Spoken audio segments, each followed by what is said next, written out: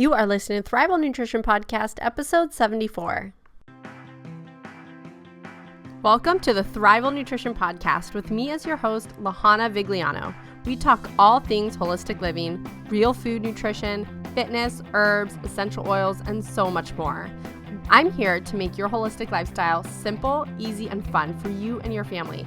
I am beyond thrilled that you are here. So let's go over and hop over to today's episode. Hi guys, happy Tuesday. I am loving the Facebook engagement. It is one of the best things I did was starting a Facebook group. It is just so nice to be with like-minded people and to share ideas and ask questions, and I'm really loving it. So if you have not joined us over on Facebook yet, please do. You can find it at www.facebook.com/groups/Easy Holistic Living. I almost got that wrong.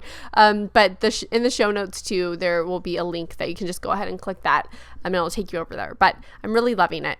So another thing that I wanted to mention was there's only a couple more days left by the end of the month.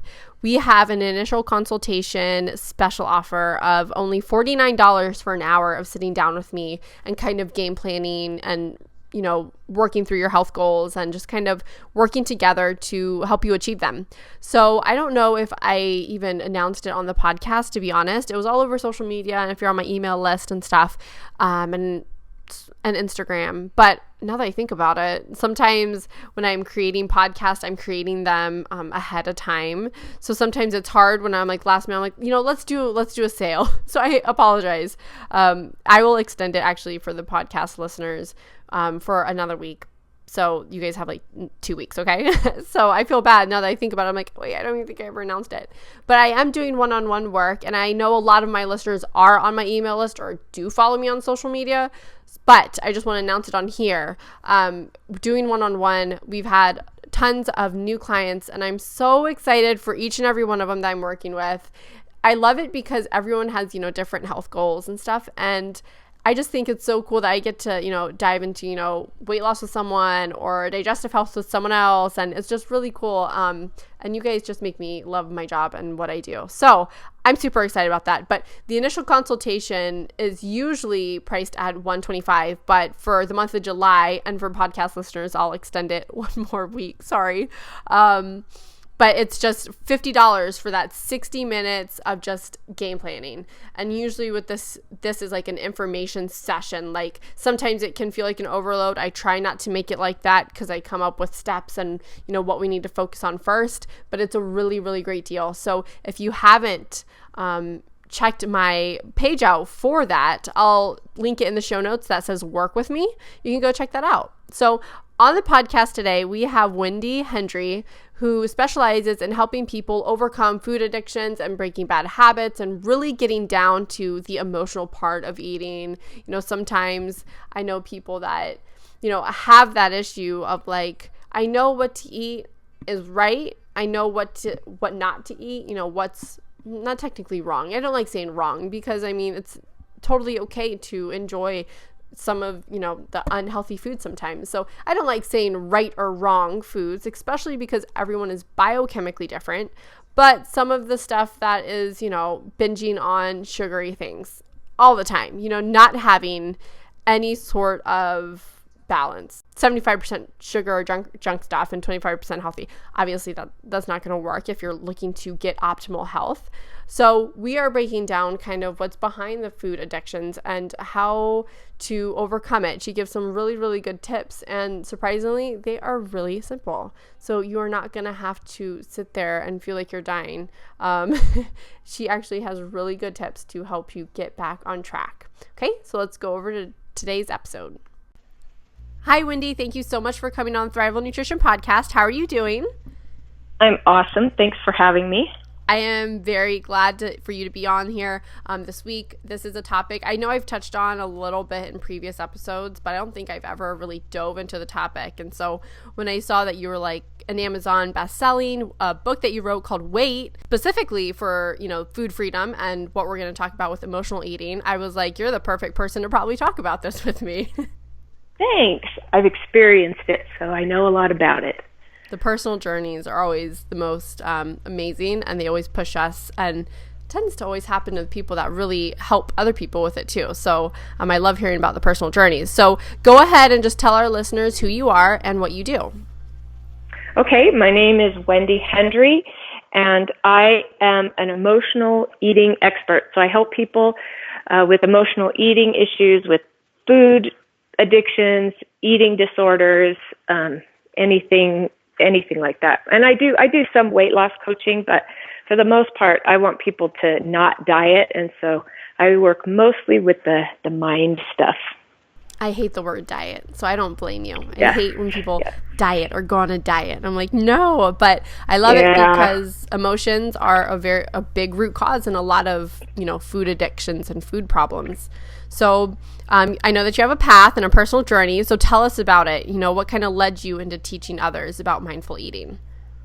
Okay, and I go into detail in my book, so if you want more, just grab that. It's a short, easy read. So I started binge eating when I was about 12. My parents got divorced, and looking back, I think that was the trigger. I started hiding candy under my pillow, and and so I kind of carried that behavior through high school, through college, through one bad marriage, and into my good marriage, which has been 20 years now. And I've dieted myself up to about 200 pounds because I was always either binging or restricting. That was just the cycle for years and years and years. And then I found a program that helped me learn how to eat and helped me feel good physically, because that was probably the number one issue, is I didn't know what to eat or what was good for me or how to eat. And so I was either starving to death or I was high on food. And so I found this program, and it helped me learn how to eat, and I got healthy, and I lost a bunch of weight, but I still didn't have the mental stuff figured out, so I was still binging, albeit less. I was still binging, though. And so I found a book called Brain Over Binge that I read, and it taught me about the two-part brain, about how we have a prefrontal cortex and a limbic system, so like an adult brain and a child brain. And it taught me how to hear the voices. Like, you have the one voice that says, eat the donut, and then you have the other voice that says, eat the broccoli. And so I learned that the eat the broccoli voice is the one I needed to be listening to, and that's kind of how I overcame my binging. And that really is just mindfulness. That's what it is. And I always thought mindfulness was some weird new age thing, but once I learned that it's really just listening to the conversations that are going on in your own head, it started to click. And so now I teach other people. I break it down, I make it easy, and I have lots of techniques to help people overcome their addiction, really, whatever it is. My son, I taught him some of the techniques, and he was able to quit smoking. So it really works for any compulsion. That's awesome. So like any addiction or habit that you may, I guess, lean on, and I know a lot of people do it in like times of stress or in times of, I don't know, when you're feeling down or something. So that's really cool. And I know, what's your book called? It's called Weight? It's called Weight Loss, but it's spelled WAITLOSS, The Keys to Food Freedom and Winning the Battle of the Binge. And WAIT, it's an acronym, and it stands for What Am I Thinking? So that's kind of, awesome. I came across that by accident. I just needed something to remind me. And so I wanted to stop and ask myself what I was thinking, like before I ate, and I needed to shorten it to type it on my pantry, and so it turned into Weight. That's cool. I love that. I love acronyms. I'm not a creative person, so when I hear one that's really cool, I'm like, that's awesome. I wish I made that up. So, like you said, you kind of think the root cause that you felt like in your path was, your parents getting divorced. What are some scenarios or situations that you think can really affect people to start emotional eating? I mean, does it have to be something that's super, super tragic, or could it be something maybe not as tragic, like someone dying, but, what can trigger someone? What I've noticed with my clients is the majority of that is triggered by a diet. Somebody starts to restrict, and then it goes from there. Because the limbic system, the child brain, its whole purpose is to keep us alive. It wants to feel good too. It likes that dopamine release, right. But it also has to keep us alive. So when we start restricting, then it's like a pendulum. It swings one way, and it's automatically eventually going to swing the other way, because that limbic system is going to say, hey, you got to eat, and I'm going to store up just in case you stop eating again. So most of the time, like when we talk about it and kind of trace it back, it started with the diet. And then I think what happens is you start to binge and it feels good. Like with any drug, you have that dopamine release. So then you start to deal with all sorts of different triggers through that binging. And so it might not start out with a tragic event, but it might just start out with a diet. But then eventually you're going to start binging to relieve stress or when you're tired and you're overworked. So all of these other triggers kind of come into play. And it moves back into the automated part of your brain, so the habit back there. And that's what I learn, or what I teach, is just to disrupt that habit loop and create better habits. Cool. Well, I know that some people, and I'm sure you've had clients that are like this, that have been like sexually abused or, something like that. And I'm sure that plays a part of it too in a food addiction, right? Oh, sure. Yeah. Because what happens is you have these uncomfortable feelings, whatever they are. And so you use food to numb out and to not have to feel those feelings. But one thing that I have learned is that you don't have to go back and solve all of those like deep-rooted problems before you overcome it. I mean, if I had to fix my dysfunctional childhood before I quit binging, I would be binging into the eternity. It's really just a matter of having the motivation, wanting it bad enough, and making the decision that you're going to break that habit loop. And then there's a lot of little games and stuff I teach people to play with their brain to make it happen. But yeah, so you don't have to go back and delve into all that stuff. I mean, obviously counseling is great, and it's great to fix that stuff, but you don't have to do it in order to stop the habit or the addiction. Okay, yeah, that was kind of my next question of like, how do you need to get someone to admit or figure out, at least, maybe not fix it completely, but at least admit it, or just kind of find that pain point or that trigger situation if they were emotional eating? I think it helps, but I have a lot of people who can't pinpoint anything like that, and it really doesn't matter, because it just has turned into a habit at that point. It's just like a habit gone rogue, and you want that dopamine fix, and you just have to make the decision. It's like that limbic system, it has no power. It can't lift a fork. It can't inject a drug. It can't do anything. All it can do is yell at you and throw out the cravings and the urges. And sometimes you just have to let it scream. But eventually the voices kind of die down and the cravings go down. They're just thoughts. They're just feelings, this uncomfortable thing. I can kind of see what you're kind of saying about, especially now with eating and like the habits and kind of the cravings. Yeah, you kind of have to just let it. You have to go with the motion, go through the flows and the waves to kind of overcome it. But yeah, as long as you've fed yourself, you have the proper nutrition. I mean, if you're starving yourself, if you're restricting, there's really nothing you can do to calm the limbic system down. I mean, it's responsible for our heart rate, our heartbeat, and our breathing. And so if you try to just restrict and still not eat, I mean, eventually that you're not going to have control. But as long as you're nourished, you have the right calories and the right nutrients, you're fine to just let those cravings and those urges come. And they do eventually quiet down. I mean, whether you feed it or whether you don't feed it, the craving's going to go away. Yeah. When you talk about like binging food, are you talking about mostly like sugar? Or do you find that most people are kind of comforting themselves with like sugary things? I know you said like you had candy and stuff, but is it mostly sugar, or do you see other foods? I think about 80% of the people are addicted to sugar, and then maybe 20% are addicted to flour, breads, and things like that. But really, I mean, sugar is it's just awful. And flour. I have this presentation that I do, and this might be off topic, but I have this presentation that I do where I have these slides and I show them like these powders. I have all these powders I put up, and I ask them which one's sugar, which one's flour, and none of them are. It's heroin, meth, cocaine, and PCP. And then when I put up the sugar and the flour, I mean, you can't even tell the difference between them. And if you think about it, heroin's made from the poppy seed, and cocaine's made from the coca leaf. And if you were to chew on those natural substances, you're not going to get addicted to it, and you're not going to get a good high off of it either. And it's the same thing with sugar and flour. Like if you chew on some wheat so if you have beets on your salad, you're not going to get addicted. It's just when it's purified down into that powder form. So it's super refined. So yeah, that's big. Yeah, that's a big part of the addiction and those cravings and those urges.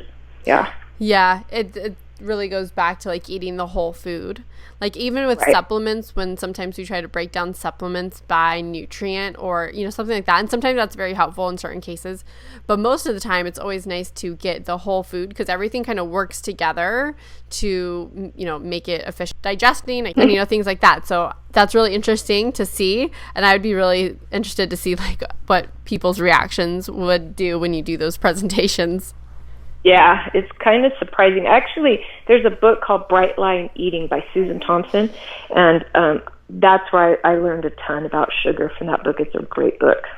Awesome. She's a little more restrictive than, I'm not into the restriction, and she's all about don't have any sugar or any flour. But as far as the information she provides at the first part of her book on sugar itself, it's great. I loved it. Cool. Give us some of your top tips on helping someone overcome their food addiction and breaking their bad habits. Okay, top tips. You have to take care of yourself physically. And so I always tell my clients that the number one rule is to not let yourself get hungry if you're an emotional eater. And so I have people eat every 2 to 3 hours, so they eat 6 times a day. Intermittent fasting is great for some people, but it's not great if you have a habit of binging.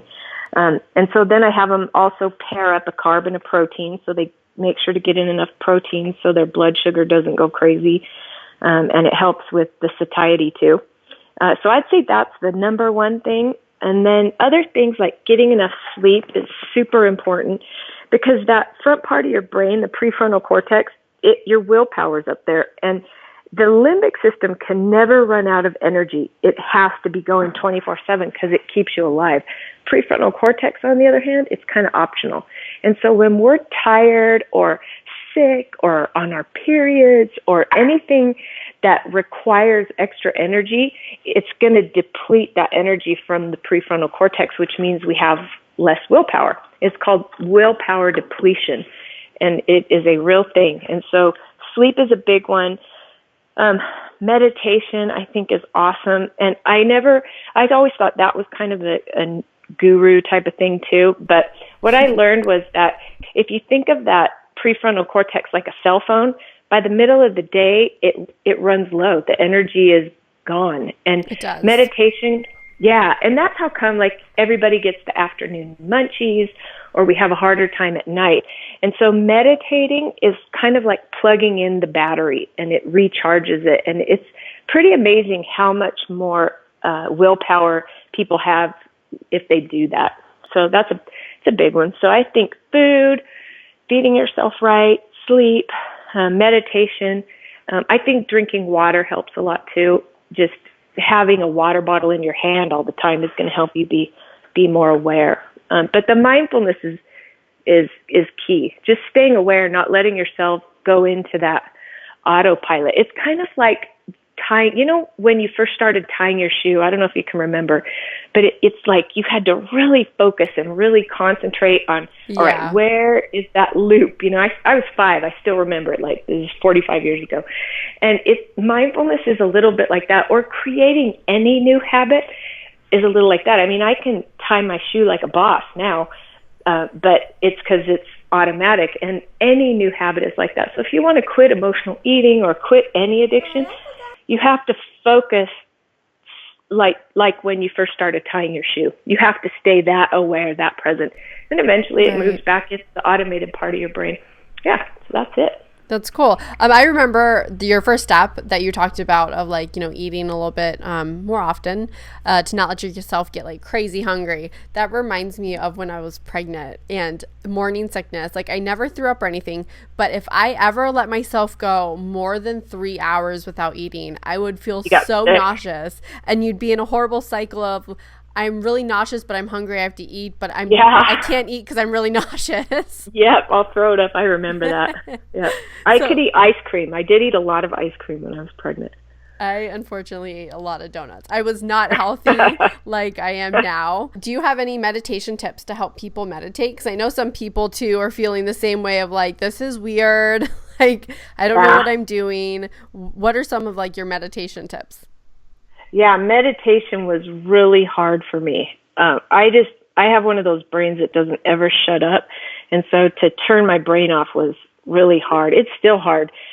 So what I did was I did what's called concentration meditation, where you just have a word or a saying or a picture, whatever it is, and you think about that. Like I would go in my room, put my feet up, just lay down on my bed, and think about this thought, this quote, like something like, I feel peace, just something simple like that.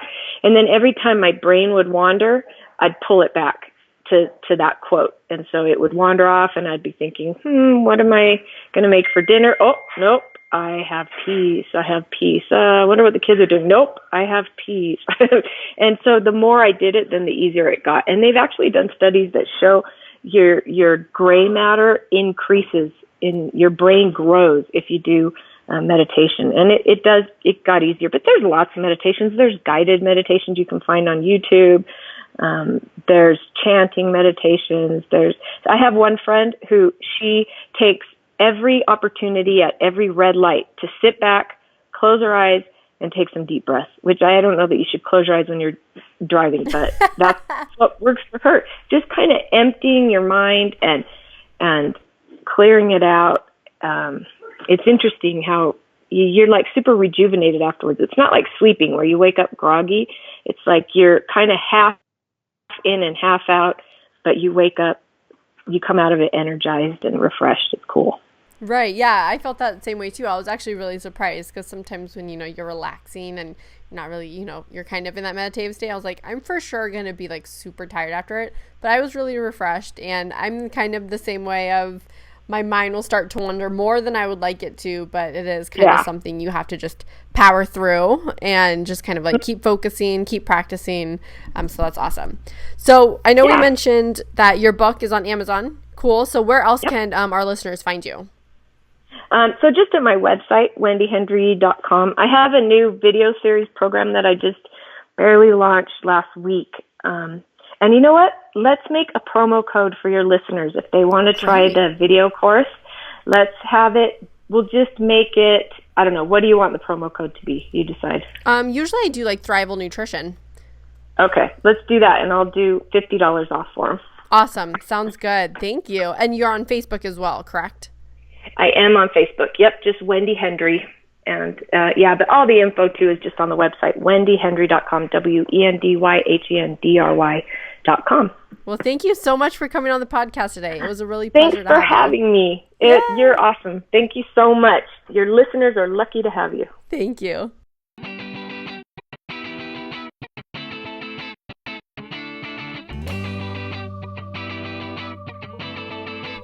The contents of this podcast are for educational purposes only. This information is not intended to replace a one-on-one relationship with a qualified healthcare professional, and it is not intended for medical advice. This is the sharing of knowledge and information from education, research, and experience. I am not a registered dietitian or physician. I encourage you to make your own healthcare decisions based on your research and partnership with a healthcare professional. Thanks for tuning in. I'll see you next week.